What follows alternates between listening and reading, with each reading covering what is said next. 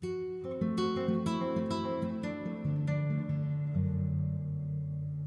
asigna el dinero? ¿La auditoría no? No, miren, voy a poner un ejemplo físico. A ver, ven, él va a ser el poder legislativo. Ricardo va a ser el poder ejecutivo. Y la compañera va a ser el poder judicial. Esto existe en el ámbito federal y en el ámbito estatal. ¿Tú qué poder eras? Judicial. Tú eres el judicial. Ejecutivo. Ejecutivo. Legislativo. No, era al revés, legislativo, ejecutivo. Bueno, vamos a hacerlo así para que no me haga ver. Pero no soy ejecutivo. Ahí el enredo. La compañera es el poder legislativo. A ver, da un paso adelante. Legislativo. Ella es el poder legislativo. Ella está conformada en el ámbito federal por 500 diputados que son los que hacen las leyes. ¿Sí? Muchas gracias. Pero no quiero hacerle así porque le voy a... Ahorita ya. Ella son 500 diputados que hacen las leyes. Cada año una comisión del Poder Legislativo dice ¿cuánto dinero le vamos a dar al Ejecutivo, que es Ricardo, con todas sus secretarías de Estado? Allá atrás de Ricardo está la Secretaría de Educación, la de Economía, la de Relaciones Exteriores. Todas esas están atrás de Ricardo. ¿Tú con qué dinero vas a trabajar? Con el que me va a autorizar el poder legislativo. El Poder Legislativo dice, yo creo que tú necesitas como 2,000 millones de billones de pesos. Entonces tú vas a decir, pues no me va a alcanzar, porque además estoy bien austero, la austeridad republicana, tengo menos gente, entonces tengo menos dinero, y bueno, está bien, con eso trabajo. Y entonces el Poder Judicial, ¿qué hace? Nomás mira. No. También pide. ¿Qué hace? También pide. Poder Legislativo, le tienes que dar dinero también al Poder Judicial. ¿Cómo lo hace el Poder Legislativo? Con el decreto de presupuesto de egresos de la Federación que emiten los diputados todos los años en diciembre. Casi el último día de diciembre se publica ese decreto y les dice a ellos dos, ten tu dinero 90% y ten tu dinero 10%. De todo el dinero que juntó el poder o que tiene programado, digamos, el Poder Legislativo. Pero, ¿cómo le hace el Poder Legislativo para saber que el Poder Ejecutivo lo usó bien? Supuestamente pide auditoría. Tiene a la Auditoría Superior de la Federación, mamá. La Auditoría Superior de la Federación es un órgano chiquitito del Poder Legislativo. Y con lentes, con la lupa. Que tiene que revisar lo que hizo el Poder Ejecutivo con el dinero y si lo hizo mal, hay dos formas. Una, lo acusa consigo mismo. La Secretaría de la Función Pública, ven Juan, la Secretaría de la Función Pública es una instancia del Poder Ejecutivo. ¿Qué pasa aquí? Carolina de Ambrosio. Esta es la Secretaría de la Función Pública. Entonces, tú encontraste algo malo a través de la auditoría, ¿tú a quién le dices primero que se portó mal Ricardo? A Juan, a la Secretaría de la Función Pública. Y si fueran faltas muy graves, que se robaron muchísimo dinero y tiene evidencia, ¿Como Peña? va al Poder Judicial y presenta una denuncia. La Auditoría Superior de la Federación va y presenta una denuncia. ¿Por qué? Porque como los tres poderes son iguales, uno no puede sancionar al otro. Tiene que tener instancias que sancionen. A ver, ¿Sí? pero yo creo que actualmente ahí hace falta una figura, ¿no? La ¿Cuál? Fiscalía. La Fiscalía, claro, que es la Procuraduría General de la República. Y que ahorita debería ser la que debería ordenar a todos estos, ¿verdad? Y hacer la denuncia, ¿no? Ajá, no está, no tenemos eso. Todavía no lo tenemos. Todavía no lo tenemos. Entonces, ¿qué? La auditoría va y se queja con el Poder Judicial y el Poder Judicial se queda haciendo una sentencia durante 10 años. Regrésate a votar. Ella ya cumplió. ¿Quedó claro cómo funciona? Esto mismo se reproduce a nivel estatal. ¿Sí? ¿Y debiera a nivel municipal? ¿Y debiera? No. A nivel municipal, como el municipio no es un orden de gobierno que tenga un poder legislativo como tal. El cabildo es el cabildo. ¿El cabildo? No, es más, tiene menos facultades que un poder legislativo. Entonces, ¿qué tienen que hacer los municipios? Quejarse con la Auditoría Superior del Poder Legislativo Estatal, que es quien vigila a los municipios, o con la Contraloría Estatal. Si esto fuera el Estado de México, ella es el órgano de fiscalización del Poder Legislativo. Él es Alfredo del Mazo. Él es la Contraloría del Estado y él es la Suprema Corte de Justicia. Por eso hace rato dije ejecutivo. ¿Sí? Si fuera federal, aquí estaría muy activo. ¿Queda claro? Preguntas, es muy importante comprender cómo funciona esto. Sí, claro. ¿Sí está claro? Sí. Bueno, muchas gracias, compañeros. Usted quítese de ahí, usted póngase acá. Entonces la soberanía municipal Es limitada. Entonces no es soberanía. Si es limitada, no es Los soberanía. únicos que son soberanos son los estados. O sea, la República Mexicana está constituida por 32 estados soberanos. Entonces es un error decir municipio libre y soberano. No, municipio libre sí, Sí, pero no Soberano es no. soberano. ¿Sí? Bueno, yo supongo que aquí tiene mucho que ver el régimen presidencialista mexicano que denunció Jorge Carpizo desde hace mucho tiempo, ¿no? De que es un régimen vertical en donde la división de poderes es una ficción, ¿no? Y que realmente quien manda es el presidente. Sí, para bien y para mal. O sea, ahí sí cada quien decide qué es más bien que Es que depende mucho de la moral del ejecutivo. y del plan, etcétera. A ver, compañera. Una pregunta, por ejemplo, nosotros como autoridades auxiliares del municipio vemos anomalías, por ejemplo, en la administración pasada y se nos solicitó hiciéramos un reporte referente a eso. Lo estamos haciendo. Nos dijeron que lo tenemos que entregar a Contraloría. Sí. Después de eso, ¿qué procede para estas personas que, digamos, se encuentran en falta de recursos económicos? Es Estado de México, ¿verdad? Sí. Si la denuncia ante la Contraloría no prospera, tienes que ir al órgano de fiscalización del Estado de México.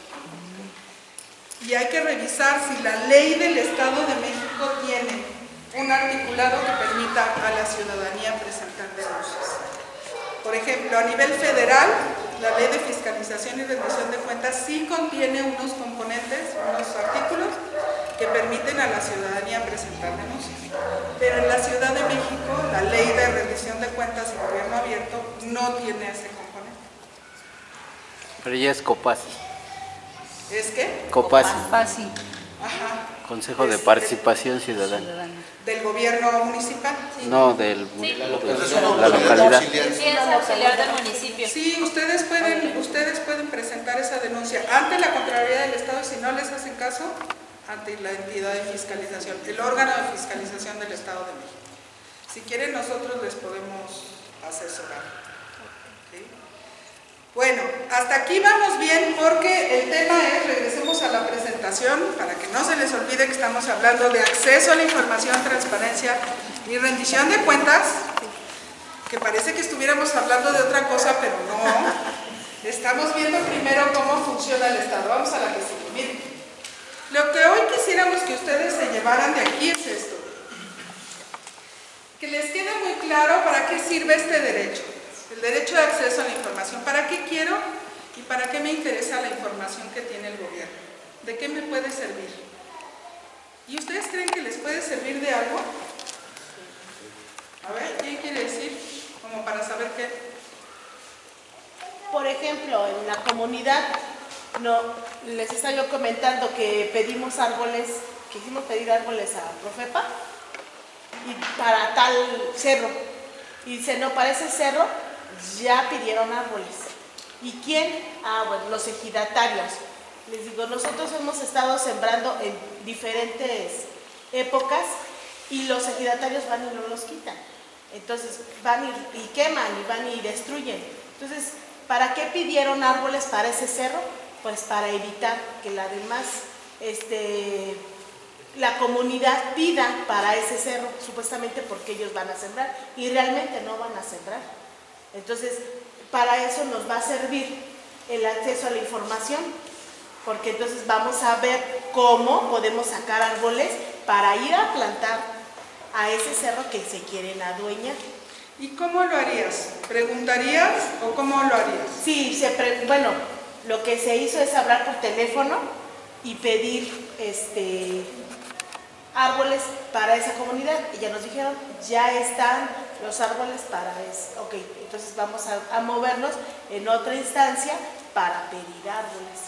Fíjense lo que haría yo con las herramientas de acceso a la información. Yo lo que haría sería preguntarle, ¿qué secretaría te dio los árboles o dio los árboles? Probosque. Probosque, que es federal. No, Muy es bien. Yo le estatal. pediría a Probosque que me dijera si es Probosque, Semarnat, ¿no? Entonces le preguntaría a la Semarnat, ¿a quién le entregaron los arbolitos en tal fecha, y cuáles fueron los mecanismos de seguimiento y supervisión para garantizar que esos árboles fueron bien utilizados? ¿Cómo le dieron seguimiento a esa entrega de árboles? Porque el Estado está obligado por ley no solo a entregar recursos, y en este caso los recursos tienen forma de árboles, pero cuando hablamos de los recursos del Estado es todo. Es la infraestructura física, es decir, los edificios, el presupuesto, los insumos, en este caso los arbolitos, que son insumos para llevar a cabo un programa. Todo eso es responsabilidad del Estado. Entonces, si yo se los doy al colega José Luis para que él, porque él me prometió que iba a reforestar una montaña, yo tengo que desarrollar mecanismos para asegurarme de que él cumpla con lo que dijo que iba a hacer. Entonces, lo primero que haría sería solicitar esa información. Y una vez que haya hecho eso, y que me den la respuesta, si no se le dio seguimiento, presentaría una denuncia ante el órgano interno de control de la Semarnat por no haber dado supervisión a recursos que son públicos. Y después de eso pediría de nuevo los árboles, y seguro que me los dan. ¿Sí? ¿Por qué seguro que me los dan? Porque se arma un escándalo al interior de la Secretaría de la Función Pública, porque alguien está preguntando por el seguimiento. Igual, cuando ustedes hacen, miren, las personas están acostumbradas a relacionarse con el gobierno a través de oficios. Entonces, lo que regularmente hacemos es, presentar una carta, un escrito ante la autoridad, ya sea la municipal o la estatal, y ellos agarran nuestro escrito, lo dejan a un lado y no nos vuelven a contestar. ¿Qué hemos aprendido nosotros? Que podemos pedir la respuesta que se le dio a ese escrito y cómo se resolvió la petición ciudadana. ¿Qué pasa? Que entonces empiezan a buscar ¿dónde quedó el oficio? ¿Dónde quedó el oficio? ¿Y qué dijeron? ¿Y qué contestaron? Y entonces empieza a mover todo. Y la próxima vez que ustedes presenten un oficio, ya van a darle seguimiento. Porque estos luego preguntan. O sea, yo no quiero decirles que no usen ese medio, porque si es el medio que la gente acostumbra a usar, que lo usen. Pero cuando vean que no les contestan, usen el otro recurso para presionar y obligar a que la gente cumpla con el derecho de petición, porque el derecho de petición es ese, el que yo presente un escrito y la Suprema Corte de Justicia ya ha dicho que se debe dar respuesta. Lo malo es que no le puso número, pero dijo en un plazo razonable. Un plazo razonable no es un año, ¿verdad? ¿Sí? Entonces, como ya hay un antecedente de la Suprema Corte de Justicia, nosotros podemos incluso argumentar eso en la solicitud de información. ¿Sí? Bueno, ¿qué es la rendición de cuentas y cómo nos puede beneficiar conocer información del gobierno? Esos serían los tres temas que, si nos da tiempo, veríamos hoy. La que sigue, por favor. Ahorita ya me voy a ir muy rápido. Bueno, iba a hacer este ejercicio, pero vamos a ver si nos da tiempo al final. Mejor les presento otra cosa. ¿Qué quiere decir que el agua y la sean derechos humanos. Que nos privaría del agua, ¿no? ¿Verdad? Nos privaría del agua y siendo un líquido fundamental en nuestro organismo. Porque nos privarían del agua, ¿ok? ¿Por qué más? Porque nos permiten llevar a cabo otros derechos. Ajá. Por ejemplo, el derecho a la información nos permitiría denunciar a un ladrón, por ejemplo. El derecho al agua nos permite tener acceso a la salud, a una calidad de vida digna, etc. O sea, Muy bien. Para eso nos sirve que sea un derecho humano, porque es un derecho llave, tanto el acceso a la información como el agua son derechos llave, ¿verdad? Para resguardar el uso adecuado del agua. Para resguardar el uso adecuado. ¿Y quién decide cuál es el adecuado? Pues debe de ser, o sea, tiene que haber una norma en donde dice, bueno, es primordial los seres humanos que una industria. Exactamente. Entonces, digamos que para establecer prioridades en el uso y que eso lo haga un árbitro neutral, ¿verdad? Porque si tú pones a decidir eso a la Coca-Cola, No, pues no. tiene que ser el Estado, ¿verdad? El que tiene que hacer eso. Pero ¿por qué más nos importa que sean reconocidos como derechos humanos? Porque algo, cuando es reconocido como un derecho humano, es importante. que nadie nos los puede quitar. Nadie se los puede quitar. Porque nacemos con ellos y ninguna empresa y ningún Estado tiene el derecho de violentarlos. Ok, muy bien. ¿Qué más? Hay dos tipos de economía, la economía objetiva y la economía subjetiva.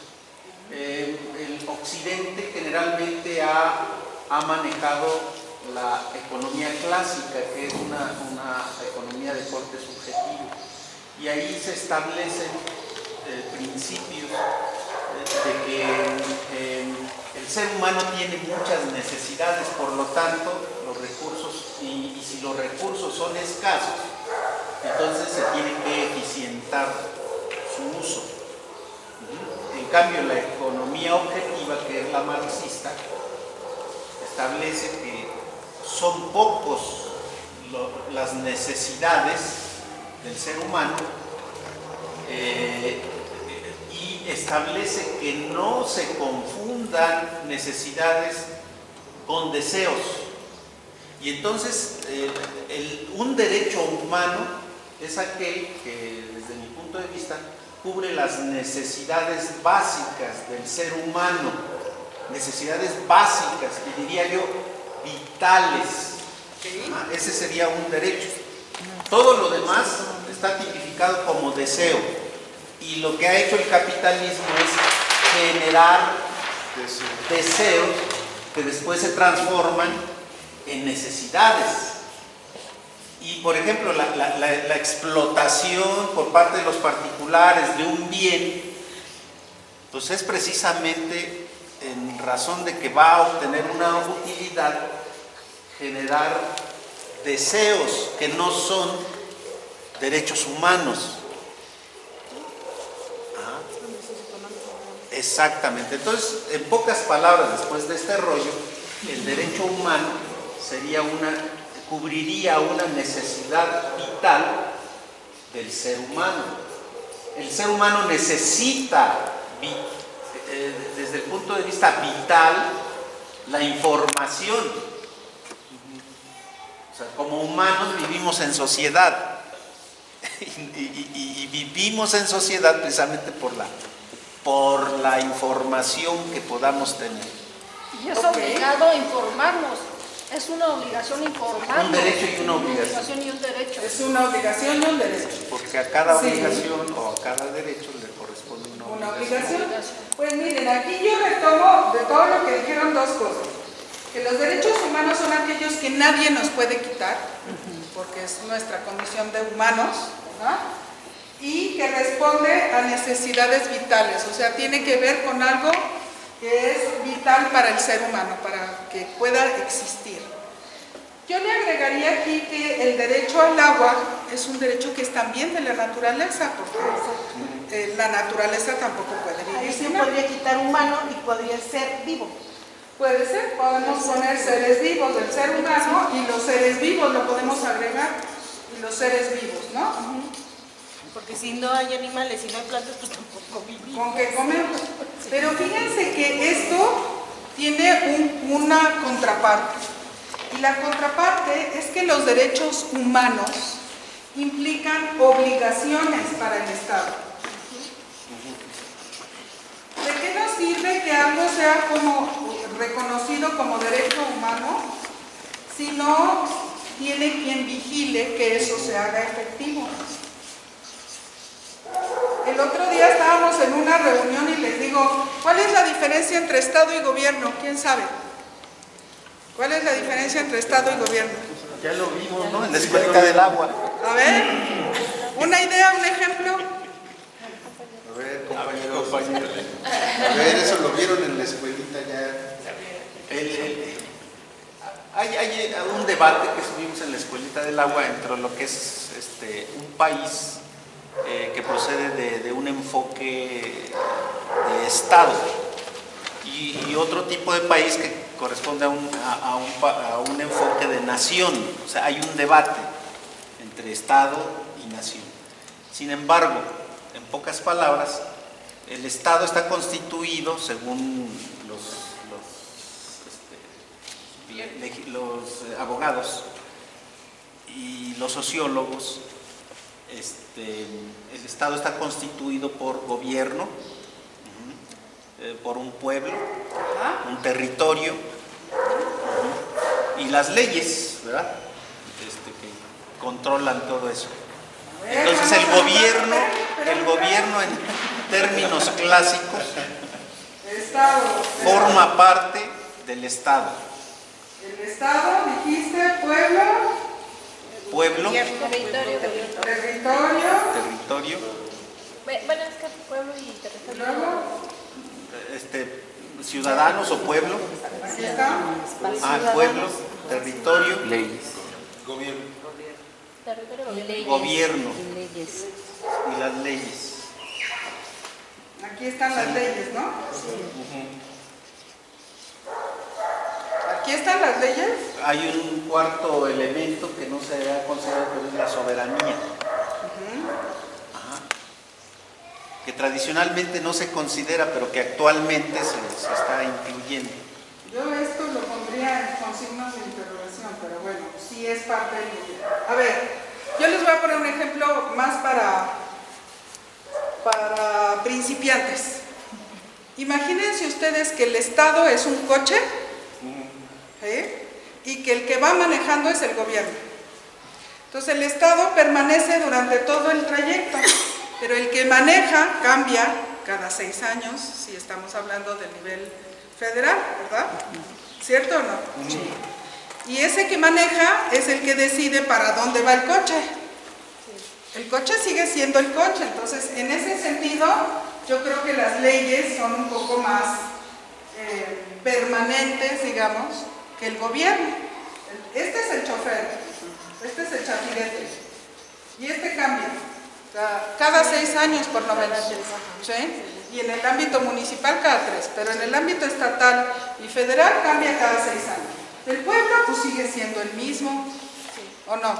Sí. El territorio pues, preferentemente sigue siendo el mismo, nadie quiere que seamos más chiquitos, ¿verdad? ¿Sí? Las leyes, pues de preferencia, que sigan existiendo las mismas, porque si cada 6 años las van a cambiar, imagínense el lío en el que estaríamos, ¿verdad? ¿Sí o no? Sí. Entonces piensen ustedes que el Estado es el coche, vamos a ponerle unas ruedas, ¿no? ¿Sí? Aquí estaría así, y aquí está el chofer, que es el gobierno, y que cambia cada cierto tiempo. Aquí está, el que va manejando, que ahorita es López Obrador con su ¿cómo se llama? Gallito. ¿Sí?